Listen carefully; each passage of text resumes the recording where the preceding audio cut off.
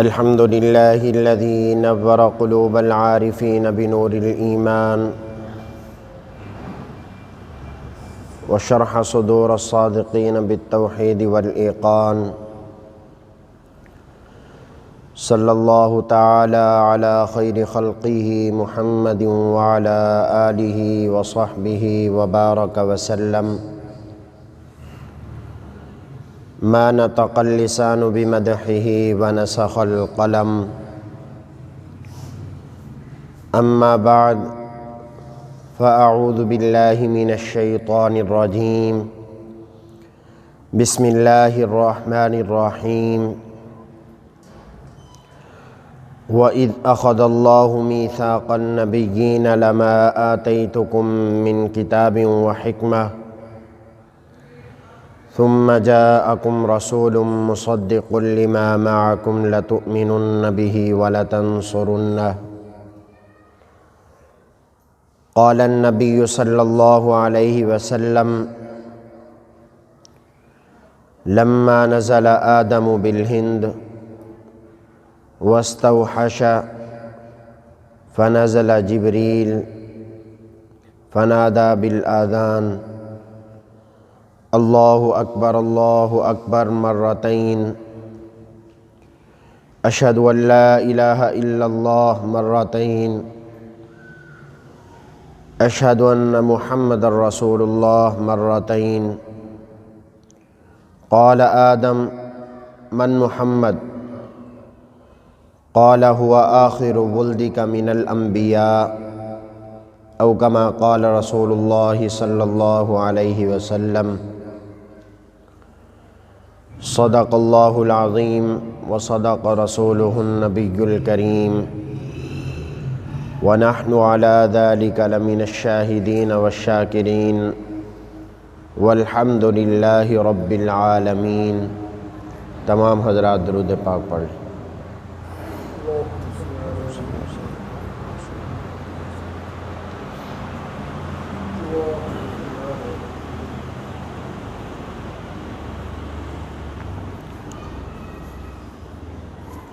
سلام اس پر جسے احمد مختار کہتے ہیں، سلام اس پر جسے احمد مختار کہتے ہیں، اہل نظر جسے اللہ کا شاہکار کہتے ہیں.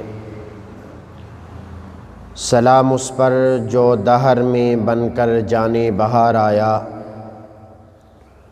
جو آیا تو یکایک بے قراروں کو قرار آیا. سلام اس پر جو حق و صداقت کا پیامی ہے، محمد مصطفیٰ اس ذات کا اسم گرامی ہے. ہر صبح و مکافات کی شاموں کے لیے ہے، دنیا دل نادار کے کاموں کے لیے ہے. اعدائے نبوت کا ٹھکانہ ہے جہنم، جنت تو محمد کے غلاموں کے لیے ہے. انتہائی لائق صد قابل تعظیم بزرگان دین، آپ حضرات کے سامنے قرآن مجید فرقان حمید کا کچھ حصہ تلاوت کیا. حضور نبی کریم صلی اللہ علیہ وسلم کا ایک فرمان مبارک بھی نقل کیا. خلاق عالم سے دعا گو ہوں کہ وہ مجھے حق اور سچ بیان کرنے کی توفیق نصیب فرمائے، مجھے آپ کو ہم سب کو مل کر اس پر عمل پیرا ہونے کی بھی توفیق نصیب فرمائے. اللہ رب العزت کا بہت بڑا احسان ہے کہ اللہ نے مجھے آپ کو ایمان کی دولت سے نوازا اور حضور نبی کریم حضرت محمد مصطفیٰ صلی اللہ علیہ وسلم کی امت میں پیدا فرمایا.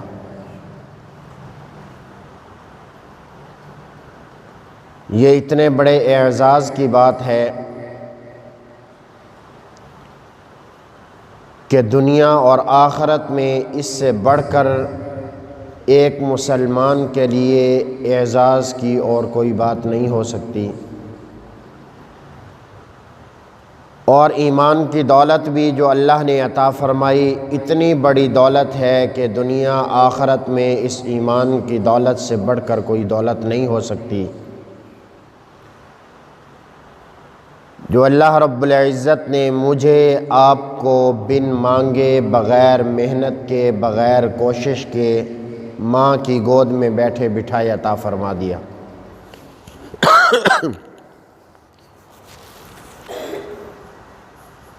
یہ ایمان ہے کس چیز کا نام؟ اس بات کو مختصر طور پر سمجھے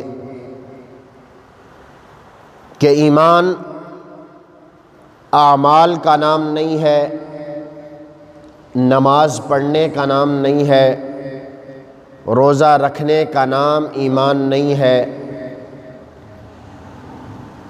یہ ایمان کے بڑے بڑے ارکان ضرور ہیں، ان کو چھوڑ دینے پر بہت بڑے گناہ موجود ہیں، ان پر عمل کرنے سے انسان کے درجات میں بلندی اور ترقی ضرور ہوتی ہے، لیکن ایمان کا مدار ان اعمال پر نہیں ہے۔ یہی وجہ ہے کہ بہت سارے لوگ پوچھتے ہیں کہ قادیانی نماز پڑھتے ہیں، کلمہ پڑھتے ہیں، روزہ رکھتے ہیں، زکوٰۃ ادا کرتے ہیں، لیکن اس کے باوجود آپ انہیں دائرہ اسلام سے خارج کہتے ہیں۔ تو اگر تھوڑی سی توجہ فرمائیں تو بات سمجھ آئے گی کہ ایمان ان اعمال کا نام نہیں بلکہ عقائد اور نظریات کا نام ہے۔ مثال کے طور پر کچھ اعمال ایسے بھی ہیں جو غیر مسلم بھی کرتے ہیں، لیکن یہ اعمال کرنے کے بعد ان کے نامہ اعمال میں ترقی نہیں ہوتی۔ رمضان المبارک قریب ہے، جب رمضان المبارک کا مہینہ آئے گا آپ دیکھیں گے کہ مسلمان صبح سے لے کر شام تک بھوکے رہ کر، روزہ رکھ کے، اللہ کے فرمان کی اور اللہ رب العزت کے احکامات کی پاسداری کر کے اپنے نامہ اعمال میں ترقیات اور بلندی یہ حاصل کریں گے۔ بہت سارے لوگ غیر مسلم وہ بھی صبح سے لے کر شام تک بھوکے رہتے ہیں۔ کئی سارے ڈاکٹر حضرات ہیں،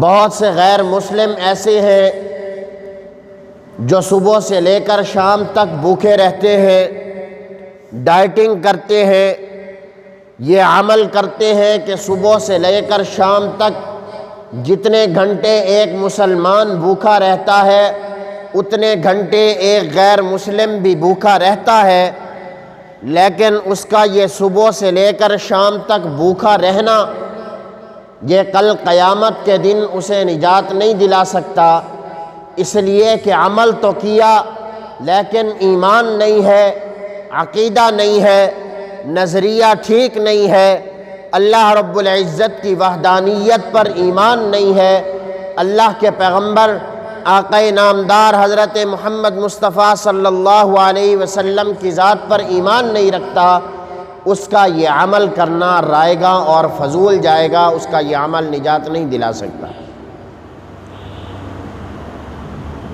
اسی لیے ایمان ضروریات دین، ہم اگر کسی غیر مسلم کو دائرہ اسلام میں لانے کے لیے کلمہ شہادت پڑھاتے ہیں اور ساتھ ایمان پڑھاتے ہیں ایمان مجمل اور ایمان مفصل کہ آمنت باللہ و ملائکتہ و کتبہ و رسلہ والیوم الآخر والقدر خیرہ و شرہ من اللہ تعالی والبعث بعد الموت، ان میں جتنی چیزیں آتی ہیں ان تمام چیزوں کا تعلق ایمان کے ساتھ ہے۔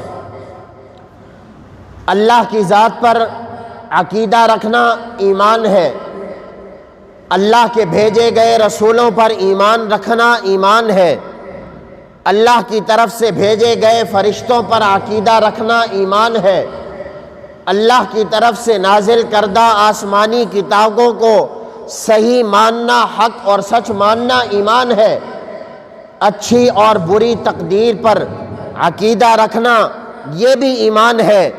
ان تمام چیزوں پر انسان اپنا عقیدہ ٹھیک رکھے گا تو پھر وہ ایمان میں داخل ہو سکتا ہے۔ اگر کسی ایک چیز کا بھی اس نے انکار کر دیا تو وہ ایمان میں داخل نہیں ہو سکتا۔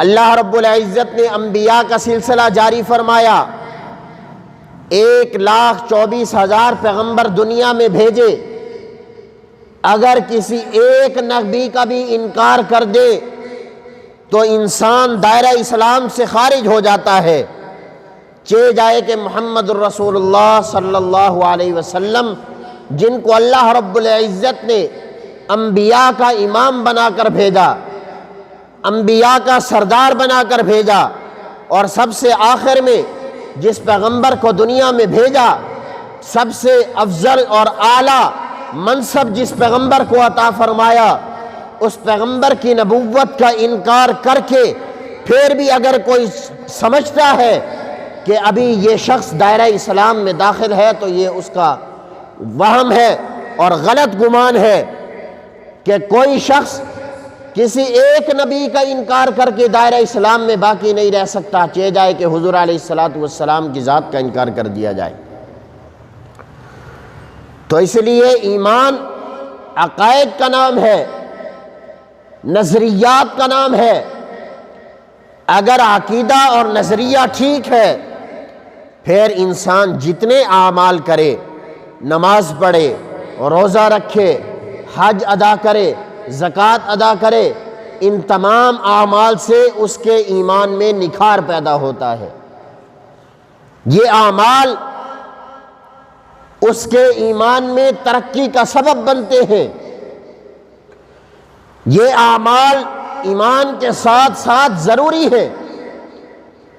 ان اعمال میں کوئی شخص سستی کرتا ہے اس کی تو گنجائش ہے، لیکن سرے سے ان اعمال کا انکار کر دے یہ بھی ضروریات دین میں سے ہے، اس کا بھی انکار کرنے والا دائرہ اسلام سے خارج ہو جائے گا۔ حضور علیہ السلام کی ختم نبوت کا عقیدہ بھی ضروریات دین میں سے ہے۔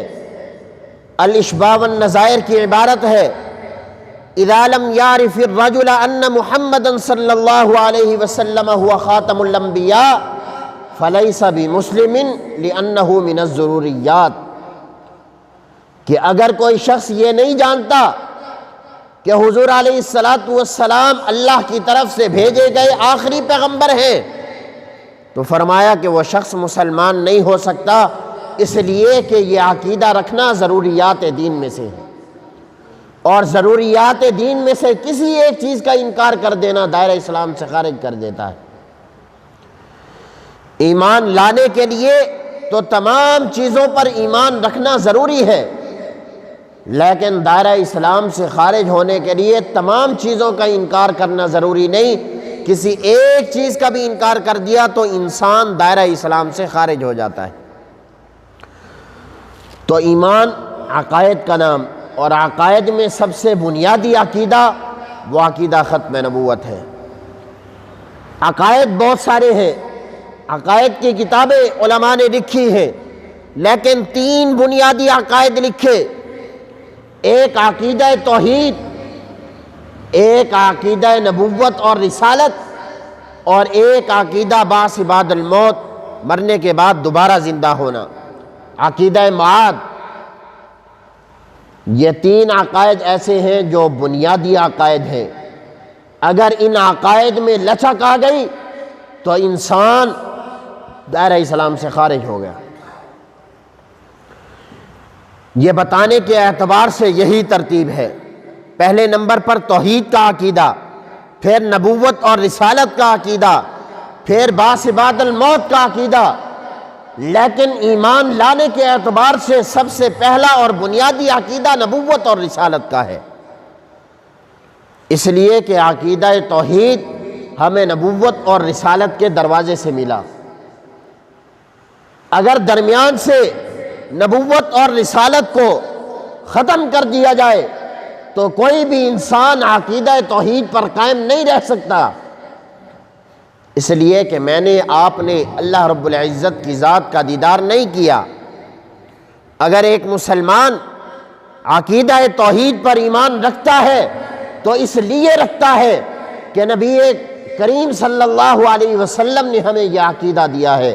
حضور نے فرما دیا کہ اللہ کی ذات موجود ہے تو بے شک موجود ہے۔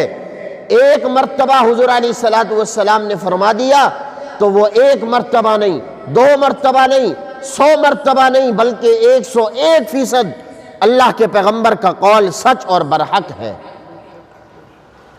تو عقیدہ توحید نبوت اور رسالت کے دروازے سے ملتا ہے۔ اگر کوئی شخص نبوت کا انکار کر دے، رسالت کا انکار کر دے، تو پھر اس کا عقیدہ توحید بھی قائم نہیں رہ سکتا۔ اہل سنت والجماعت کا عقیدہ ہے، اور 1450 سال سے مسلمانوں کا یہ متفقہ عقیدہ ہے کہ جب بھی نبوت اور رسالت کی بات ہوتی ہے، حضرت آدم علیہ السلام سے لے کر حضرت عیسیٰ علیہ السلام تک جتنے بھی نبی اور رسول دنیا میں بھیجے گئے، جب بھی کسی کی نبوت کی بات ہوتی ہے تو صرف نبوت کی بات ہوگی، لیکن حضور علیہ السلام کی جہاں بھی نبوت کی بات ہوتی ہے وہ صرف نبوت کی بات نہیں بلکہ ختم نبوت کی بات ہوتی ہے۔ اس لیے کہ اللہ رب العزت نے تمام جہانوں میں اس بات کا اعلان کروایا کہ آخری پیغمبر آقا نامدار حضرت محمد مصطفیٰ صلی اللہ علیہ وسلم ہیں۔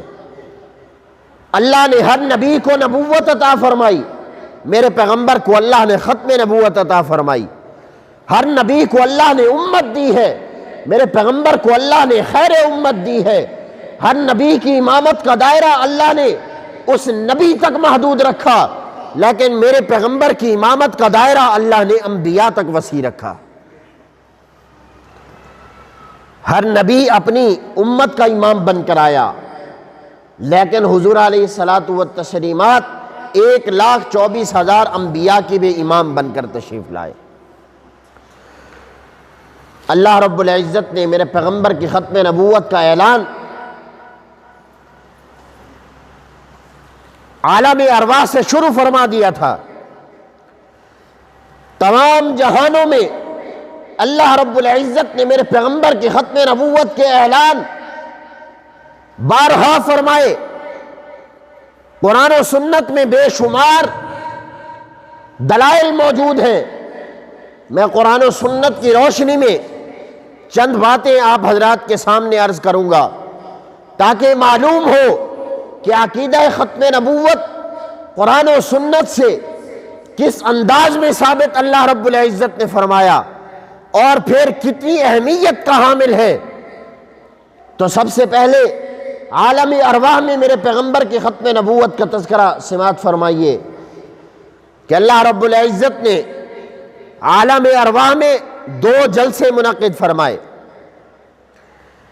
پہلا جلسہ اللہ رب العزت نے تمام ارواحات کو جمع فرمایا، ان انسانوں کی ارواح جن کو اللہ رب العزت نے قیامت کی صبح تک یکے بعد دیگرے دنیا میں بھیجنا ہے، بھیجنا تھا یا بھیجنا ہے، وہ انسان جو قیامت کی صبح تک دنیا میں تشریف لائیں گے، ان تمام انسانوں کی ارواحات کو اللہ رب العزت نے ایک مقام پر جمع فرمایا اور ایک میثاق لیا، ایک وعدہ لیا، ایک عہد لیا، جسے قرآن مجید میثاق الست کے نام سے پکارتا ہے۔ اللہ رب العزت نے تمام روحوں کو جمع فرمانے کے بعد میثاق الست لیا اور فرمایا کہ کیا میں تمہارا رب نہیں ہوں؟ قالوا، تمام روحوں نے بیک وقت فرمایا، یہ اعلان کیا اللہ رب العزت کے حضور کہ بلا، کیوں نہیں، آپ ہی ہمارے رب ہیں، آپ ہی تنہا ہیں، آپ ہی خالق ہیں، آپ ہی پالنہار ہیں، آپ ہی رازق ہیں، تمام جہانوں کے مالک آپ کی ذات ہے اور آپ ہی رب ہیں، آپ ہی پر ربوبیت کی انتہا ہے، آپ ہی سے ربوبیت کی ابتدا ہے، ہر اعتبار سے آپ ہی ہمارے رب ہیں۔ یہ تمام روحوں نے اقرار کیا، یہ میثاق الست ہوا۔ پھر ایک اور جلسہ منعقد ہوا، اس میں اللہ رب العزت نے تمام روحوں کو جمع نہیں فرمایا، کم و بیش 1.25 لاکھ ان ارواح مقدسات کو جمع فرمایا جنہیں اللہ رب العزت نے دنیا میں بھیج کر نبوت کے منصب پر فیض فرمانا تھا۔ ان 1 لاکھ کم و بیش 24,000 مقدسات کو جمع فرمانے کے بعد ایک اور میثاق لیا جسے قرآن مجید میثاق النبیین کے نام سے پکارتا ہے۔ اسی کا تذکرہ اللہ رب العزت نے قرآن مجید میں اس آیت میں فرمایا کہ وَإِذْ أَخَذَ اللَّهُ مِيثَاقَ النَّبِيِّينَ لَمَا آتَيْتُكُم مِّن كِتَابٍ وَحِكْمَةٍ ثُمَّ جَاءَكُمْ رَسُولٌ مُصَدِّقٌ لِّمَا مَعَكُمْ لَتُؤْمِنُنَّ بِهِ وَلَتَنصُرُنَّهُ۔ اللہ رب العزت نے تمام انبیاء سے یہ وعدہ لیا کہ تمہیں دنیا کے اندر جو علم و حکمت عطا کی جائے گی، پھر تمہارے درمیان آخر میں ایک رسول آئے گا جو آ کر تمہاری ان علم و حکمت کی تصدیق کرے گا۔ جب وہ رسول تمہارے درمیان آ جائے تو پھر تم پر لازم ہے کہ اس پر ایمان لے کر آنا اور ان کی مدد کرنا۔ اب یہ میثاق اور یہ وعدہ جو اللہ نے عالم ارواح میں 1,24,000 انبیاء سے لیا تھا، یہ کس ذات کے بارے میں یہ وعدہ لیا گیا، کس ذات کے بارے میں یہ میثاق لیا گیا؟ تو علامہ آلوسی نے روح المعانی کے اندر حضرت علی رضی اللہ تعالیٰ عنہ کا قول نقل کیا ہے۔ حضرت علی رضی اللہ تعالیٰ عنہ فرماتے ہیں لم یبعث اللہ نبیا آدم ومن بعدہ الا اخذ الیہ العہد فی محمد صلی اللہ علیہ وسلم، کہ حضرت آدم علیہ السلام سے لے کر ان کے بعد جتنے بھی نبی اس دنیا میں تشریف لائے سوائے محمد الرسول اللہ صلی اللہ علیہ وسلم کے، کسی بھی نبی کے بارے میں اللہ نے یہ میثاق نہیں لیا۔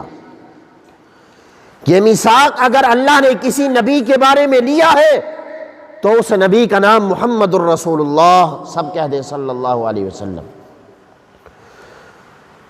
تو عالم ارواح میں ہی اللہ رب العزت نے 1,24,000 انبیاء سے میرے پیغمبر کی نبوت کا اقرار لے کر اس بات کو ثابت کیا کہ اللہ رب العزت نے دنیا میں چل کر جس نبی پر نبوت کی انتہا کرنی ہے، جس نبی پر نبوت کا اختتام کرنا ہے، نبوت کی تکمیل کرنی ہے، اس نبی کا نام محمد الرسول اللہ صلی اللہ علیہ وسلم۔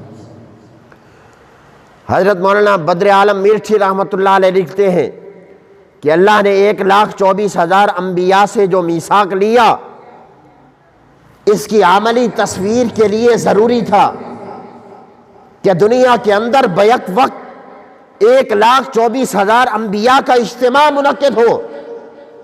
حیات دنیا میں تو ایسا ممکن نہ تھا، اس لیے کہ اللہ رب العزت نے اس دنیا کے اندر انبیاء کا سلسلہ جو جاری فرمایا، ضرورت کے تحت یکے بعد دیگرے پیغمبر دنیا میں تشریف لائے۔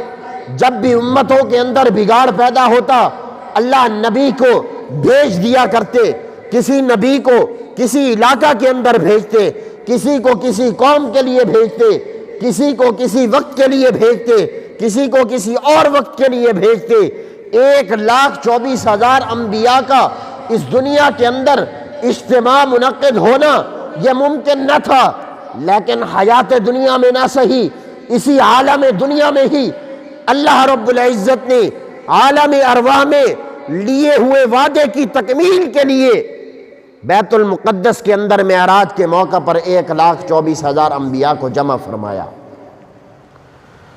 تاکہ اگرچہ حیات دنیا میں نہ صحیح عالم دنیا کے اندر ہی اس وعدے کی عملی تصویر پیش کی جا سکے جو عالم ارواح میں حضور علیہ السلام کے لیے لیا گیا تھا۔ چنانچہ معراج کے موقع پر بیت المقدس کے اندر 1,24,000 پیغمبر جمع ہوتے ہیں۔ حضرت جبریل علیہ السلام اللہ کے حکم سے حضور علیہ السلام کے سر پر امامت کا تاج سجاتے ہیں اور لا کر مصلی پر کھڑا کر دیتے ہیں، تاکہ آج اس وعدے کی عملی تصویر پیش کی جا سکے جو اللہ نے عالم ارواح کے اندر لیا تھا۔ چنانچہ حضور علیہ السلام نے 1,24,000 انبیاء کی امامت کروائی، اور اللہ نے امامت کا تاج حضور علیہ السلام کے سر پر سجایا۔ تو ایک عملی تصویر تو اللہ نے عالم دنیا کے اندر ہی پیش کی، اور ایک عملی تصویر اللہ رب العزت کل قیامت کے دن عالم حشر میں پیش کریں گے، کہ جب ہر نبی کی امت اس نبی کے جھنڈے تلے ہوگی، وہاں ہر نبی میرے پیغمبر کے لواء الحمد کے نیچے اکٹھے ہوں گے۔ ہر نبی کو میرے پیغمبر کے لواء الحمد کے نیچے جمع فرمانے کے بعد اللہ عالم ارواح کے اندر لیے ہوئے وعدے کی عملی تصویر پیش کریں گے۔ تو یہ عالم ارواح کے اندر میرے پیغمبر علیہ السلام کی ختم نبوت کا تذکرہ اللہ نے فرما دیا۔ پھر عالم دنیا کی ابتدا ہوا چاہتی ہے۔ حضرت آدم علیہ السلام کو جب اللہ رب العزت نے جنت سے دنیا کے اندر بھیجا، حضرت آدم علیہ السلام ہند کی سرزمین پر نازل ہوئے۔ اب ہند کی سرزمین پر کھڑے ہیں، ابھی دنیا کا نظام جاری نہیں ہوا۔ حضرت آدم علیہ السلام کے علاوہ حضرت انسان کا سلسلہ جاری نہیں ہوا۔ حضرت آدم علیہ السلام ہند کی سرزمین پر کھڑے ہیں، اکیلے کھڑے ہیں، نہ دائیں کوئی نظر آ رہا ہے، نہ بائیں کوئی نظر آ رہا ہے، نہ سامنے کوئی نظر آ رہا ہے، نہ کوئی پیچھے نظر آ رہا ہے۔ جب دور دراز تک دیکھا کہ بیابان علاقے ہیں، بنجر زمینیں ہیں، طبیعت کے اندر غیر مانوسیت محسوس کی، اوپراپن محسوس کیا، اس لیے کہ جنت کی بہاریں دیکھ کر آئے ہیں، جنت کی رونقیں دیکھ کر آئے ہیں۔ اب اگر زمین پر کھڑے ہیں اور کوئی انسان نظر نہیں آتا، کوئی اللہ کی مخلوق نظر نہیں آتی، بیابان علاقے نظر آ رہے ہیں، تو ایک فطرتی عمل ہے کہ ان کی طبیعت کے اندر اوپراپن آیا، غیر مانوسیت محسوس کی۔ اللہ رب العزت نے حضرت جبریل علیہ السلام کو دنیا میں بھیجا کہ جاؤ، آپ کا پہلے ایک تعلق موجود ہے، ملاقات موجود ہے، انس موجود ہے۔ حضرت جبریل علیہ السلام تشریف لائے۔ حضرت آدم علیہ السلام نے دیکھا ان کی غیر مانوسیت کے بادل چھٹ گئے۔ حضرت جبریل علیہ السلام نے حضرت آدم علیہ السلام کے سامنے کھڑے ہو کر آذان دی، اللہ اکبر اللہ اکبر۔ حضرت ابو ہریرہ رضی اللہ تعالیٰ عنہ حدیث شریف نقل فرما رہے ہیں، فرماتے ہیں کہ اللہ کے پیغمبر نے فرمایا کہ حضرت آدم علیہ السلام جب دنیا میں تشریف لائے، ہند کی سرزمین پر کھڑے ہیں، حضرت جبریل تشریف لائے، آ کر آذان دی، اللہ اکبر کے کلمات 2 مرتبہ ارشاد فرمائے، اشہد ان لا الہ الا اللہ کے کلمات 2 مرتبہ ارشاد فرمائے، پھر جب اشہد ان محمد رسول اللہ کے کلمات 2 مرتبہ ارشاد فرمائے تو حضرت آدم علیہ السلام نے حضرت جبریل سے پوچھا، جبریل من محمد، یہ محمد کون ہے؟ تو حضرت جبریل علیہ السلام نے فرمایا کہ ہوا آخر ولدک من الانبیاء، آپ کی اولاد میں، انبیاء کی جماعت میں جو سب سے آخر میں تشریف لائیں گے اس ذات کا نام محمد ہوگا۔ تو ابھی عالم دنیا کی ابتدا نہیں ہوئی، صرف حضرت آدم علیہ السلام نے دنیا میں زمین پر قدم رکھا ہے، فوراً اللہ رب العزت نے اس عالم دنیا میں میرے پیغمبر علیہ السلام کی ختم نبوت کا اعلان کروایا۔ پھر اس کے بعد عالم دنیا میں بے شمار مثالیں موجود ہیں، بے شمار واقعات موجود ہیں۔ اللہ رب العزت نے انسانوں سے نہیں، حیوانات سے نہیں، نباتات سے، جمادات سے، اور حتیٰ کہ مردوں سے، پھر مردہ بھی انسانوں سے بھی نہیں، انسانوں سے بھی اور حیوانات مردہ سے بھی اللہ رب العزت نے میرے پیغمبر کی ختم نبوت کے اعلانات کروائے ہیں۔ ایک واقعہ البدایہ والنہایہ کا عرض کرتا ہوں تاکہ آپ کو معلوم ہو کہ اللہ رب العزت نے میرے پیغمبر علیہ السلام کی ختم نبوت کے اعلانات کس کس انداز میں فرمائے۔ بنو سلیم کا ایک اعرابی شکار کر کے حضور علیہ السلام کی مجلس کے سامنے سے گزرا۔ حضور علیہ السلام کی مجلس لگی ہوئی ہے، صحابہ کرام موجود ہیں۔ اس بنو سلیم کے اعرابی کی نظر پڑی، اس نے پوچھا کہ یہ سامنے مجمع کس چیز کا ہے، اور درمیان میں جو شخص ایک بیٹھا ہے نمایاں، یہ کون ہے؟ بتایا گیا کہ یہ وہ شخص ہے جو کہتا ہے کہ میں اللہ کی طرف سے بھیجا گیا رسول ہوں، اور اس کے ارد گرد جو لوگ جمع ہیں وہ اس پر ایمان لانے والے انہیں صحابہ کہتے ہیں۔ اس نے فوراً اپنی سواری کا رخ تبدیل کیا، صحابہ کرام کے مجمع کو چیرتا ہوا حضور علیہ السلام کے سامنے آیا۔ میں روایت کو مختصر مخصوص انداز میں مفہوم عرض کر رہا ہوں کہ جتنا بیان کرنا آپ حضرات کے سامنے مقصد ہے، ورنہ روایت طویل ہے۔ وہ بنو سلیم کا اعرابی حضور علیہ السلام کی مجلس میں صحابہ کرام کے مجمع کو چیرتا ہوا آیا اور حضور علیہ السلام سے مخاطب ہوا اور آ کر کہا کہ کائنات میں سب سے زیادہ اگر مجھے بغض ہے اور کسی نام سے نفرت ہے تو وہ نام آپ کا ہے۔ نام سنا تھا، آج پہلی مرتبہ دیکھا ہے، آپ ہی وہ ہیں جو ہمیں اپنے آباء و اجداد کے دین سے دور کرتے ہیں۔ کہا کہ اگر آپ کا یہ دعویٰ ہے، آپ یہ کہتے ہیں کہ میں اللہ کا رسول ہوں، اللہ کی طرف سے بھیجا گیا نبی ہوں، تو میں آپ پر ایمان اس وقت لاؤں گا جب میرے ہاتھ میں یہ مردہ شکار آپ کی نبوت اور رسالت کا اعلان کرے۔ اس نے وہ جو شکار تھا حضور علیہ السلام کے سامنے زمین پر پھینکا اور چیلنج کر دیا کہ اگر یہ مردہ شکار کھڑے ہو کر آپ کی نبوت اور رسالت کا اعلان کرے تب میں آپ کو سچا مانوں گا، تب آپ کو اللہ کا رسول مانوں گا، وگرنہ جس طرح میرے دل کے اندر آپ کی عداوت اور بغض موجود ہے جو کہ تو باقی رہے گی۔ صحابہ کرام آگے ہونا چاہتے ہیں، حضور علیہ السلام نے روکا۔ حضور علیہ السلام نے اس مردہ شکار کی طرف نظر کی۔ وہ مردہ شکار جسے ہماری زبان میں گوہ کہتے ہیں، عربی زبان میں اسے ذب کہتے ہیں۔ حضور علیہ السلام مخاطب ہوئے، اس کی طرف دیکھا اور فرمایا کہ یا ذب۔ حضور علیہ السلام کو یہ پکارنا تھا۔ اللہ نے اس مردہ شکار کو روح بخشی، جان بخشی۔ اس نے فوراً اپنی گردن اٹھائی، سر اٹھا کر کہتی ہے لبیک و سعدیک یا زین من وافی یوم القیامہ۔ میرے لیے خوش قسمتی ہے، میرے لیے سعادت ہے کہ مجھے اس ذات نے پکارا ہے کہ جس ذات کے توسط سے اللہ کل قیامت کے ہولناک منظر کو بھی خوبصورت اور مزین فرما دیں گے۔ اب اللہ کے پیغمبر نے پوچھا من تعبد، تو کس کی عبادت کرتی ہے؟ اب وہ مردہ شکار جس کو اللہ رب العزت نے جان بخشی، اللہ کے پیغمبر اس سے مخاطب ہیں، وہ مردہ شکار اٹھ کر یہ اعلان کر رہا ہے، وہ گوہ یہ اعلان کرتی ہے کہ الذی فی السماء عرش وفی الارض سلطان وفی البحر سبیل وفی الجنت رحمت وفی النار عقاب۔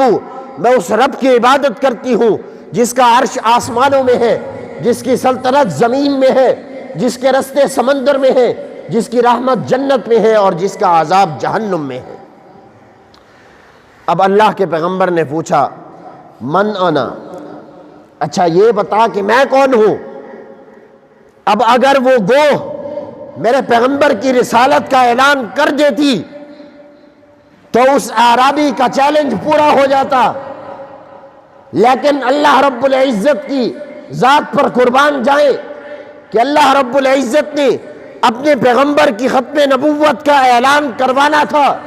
گو نے اعلان کیا انت رسول رب العالمین و خاتم النبیین، آپ وہ ہیں جنہیں اللہ نے تمام جہانوں کے لیے رسول بنا کر بھیجا، اور وہ ہیں جن پر اللہ نے نبوت کے سلسلے کو ختم فرما دیا۔ تو اللہ رب العزت نے اس انداز میں میرے پیغمبر علیہ السلام کی ختم نبوت کا اعلان دنیا میں فرمایا۔ پھر عالم برزخ کے اندر آپ حضرات نے علماء سے سنا کہ جب انسان قبر میں جاتا ہے منکر نکیر آ کر سوال کرتے ہیں۔ در منصور کی روایت ہے کہ جب منکر نکیر آ کر سوال کرتے ہیں، اگر کوئی شخص ایمان کی حالت میں اس دنیا سے رخصت ہوتا ہے، اس نے حضور علیہ السلام پر ایمان رکھا ہو، حضور کی تعلیمات کے مطابق زندگی گزاری، تو وہ جواب دے سکتا ہے، وگرنہ کوئی شخص جواب نہیں دے پائے گا۔ تو اب وہ عالم برزخ کے اندر وہ میت اگر اس کا عقیدہ ٹھیک تھا، نظریہ ٹھیک تھا، حضور کی تعلیمات پر زندگی گزار کر اس دنیا سے جاتا ہے، تو وہ جواب یہ دے گا۔ جب آ کر سوال کریں گے من ربو کا، تو وہ میت کہے گی کہ ربی اللہ وحدہ لا شریک لہ، میں اس رب پر میرا رب وہ ہے، میں اس رب پر ایمان رکھتا ہوں کہ جو وحدہ لا شریک ہے۔ پھر دوسرا سوال ما دینوں کا، تمہارا دین کیا ہے؟ تو وہ کہے گا کہ الاسلام دینی۔ اور پھر پوچھا جائے گا کہ تمہارا نبی کون ہے؟ من نبیوں کا، وہ کہے گا کہ وہ محمد نبی وہو خاتم النبیین، میرا نبی محمد ہے جس پر اللہ رب العزت نے نبوت کے سلسلے کو ختم فرما دیا۔ اسی طرح عالم آخرت کے اندر بھی آپ سن چکے کہ عالم آخرت کے اندر اللہ رب العزت میرے پیغمبر علیہ السلام کی لواء الحمد کے نیچے تمام انبیاء کو جمع فرمائیں گے۔ تو اس طرح اللہ رب العزت نے عالم ارواح سے لے کر عالم آخرت تک تمام جہانوں میں میرے پیغمبر علیہ السلام کی ختم نبوت کے بے شمار انداز میں میرے پیغمبر کی ختم نبوت کے اعلانات کروائے۔ اور ایک آخری بات عرض کر کے بات کو ختم کرتا ہوں، سادہ سی بات سمجھیے، اللہ نے جتنے پیغمبر دنیا میں بھیجے، 1,24,000 پیغمبر جو دنیا میں تشریف لائے، ہر نبی کو اللہ رب العزت نے عیبوں سے پاک رکھا۔ عام طور پر انسان کے اندر دو طرح کے عیب پائے جاتے ہیں، ایک صورت کا عیب پایا جاتا ہے، ایک سیرت کا عیب پایا جاتا ہے کہ اعضاء کے اندر کوئی کمی ہے، شکل و صورت کے اندر کوئی کمی ہے، یہ صورت کا عیب ہوا۔ اگر کریکٹر لوز ہے، کردار اچھا نہیں ہے، یہ سیرت کا عیب ہے۔ اللہ رب العزت نے ہر نبی کو صورت کے عیب سے بھی پاک رکھا، سیرت کے عیب سے بھی پاک رکھا۔ ہر نبی اپنی امت کے اندر سب سے حسین و جمیل ہوا کرتا، اور سیرت کے اعتبار سے، کردار کے اعتبار سے، کریکٹر کے اعتبار سے ہر نبی اپنی امت کے اندر سب سے بہترین کردار والا نبی ہوا کرتا۔ تو اللہ رب العزت نے ہر نبی کو عیبوں سے پاک رکھا۔ حضور علیہ السلام کے بعد اگر کوئی شخص نبوت کا دعویٰ کرتا ہے، آج تک کوئی بھی جھوٹا مدعی نبوت ایسا دنیا میں آیا ہی نہیں کہ جس کے اندر اس طرح کے عیب موجود نہ ہو۔ یہ ایک سادہ سی مثال ہے کہ جس کو جو سیرت کے کردار میں جو عیب سے پاک نہ ہو، صورت کے اعتبار سے جو عیب سے پاک نہ ہو، وہ شخص اگر کھڑے ہو کر نبوت کا دعویٰ کرتا ہے، قرآن و سنت تو واضح طور پر کہتے ہیں کہ اس شخص کا دائرہ اسلام سے کوئی تعلق نہیں۔ اگر وہ نبوت کا دعویٰ کرتا ہے، وہ نماز پڑھے، روزہ رکھے، حج ادا کرے، زکوٰۃ دیتا رہے، جو مرضی اعمال کرتا رہے، لیکن اگر ایک حضور علیہ السلام کو اللہ کا آخری پیغمبر نہیں تسلیم کرتا تو اس کا ایمان سے کوئی تعلق نہیں۔ چہ جائے کہ ایسا شخص کہ جو انسان شریف تصور کرنے کے بھی لائق نہ ہو اسے حضور علیہ الصلوۃ والسلام کے منصب پر برداشت کیا جائے۔ اللہ رب العزت سے دعا گو ہوں کہ جو کچھ کہا سنا گیا اللہ مجھے آپ کو عمل کی توفیق عطا فرمائے۔ اسی طرح عالمی مجلس تحفظ ختم نبوت اسی عقیدہ کا پرچار کر رہی ہے، پوری دنیا کے اندر مسلمانوں کو جا کر یہ عقائد سمجھانے کی کوشش کر رہی ہے کہ قرآن و سنت میں حضور علیہ الصلوۃ والسلام کو اللہ رب العزت نے آخری پیغمبر تصور کیا، اسی کا جا بجا اعلان کیا۔ اب حضور کے بعد کسی بھی قسم کا کوئی نیا نبی اس منصب پر فیض نہیں ہو سکتا۔ اللہ مجھے آپ کو عمل کی توفیق عطا فرمائے اور مرتے دم تک ہمیں حضور علیہ الصلوۃ والسلام کی ختم نبوت کی چوکی داری کرنے کی توفیق نصیب فرمائے اور منکرین ختم نبوت کے غلط عقائد کی بھی ہمیں تردید کرنے کی توفیق نصیب فرمائے اور ان سے بچنے کی توفیق نصیب فرمائے۔ وآخر دعوانا الحمدللہ رب العالمین۔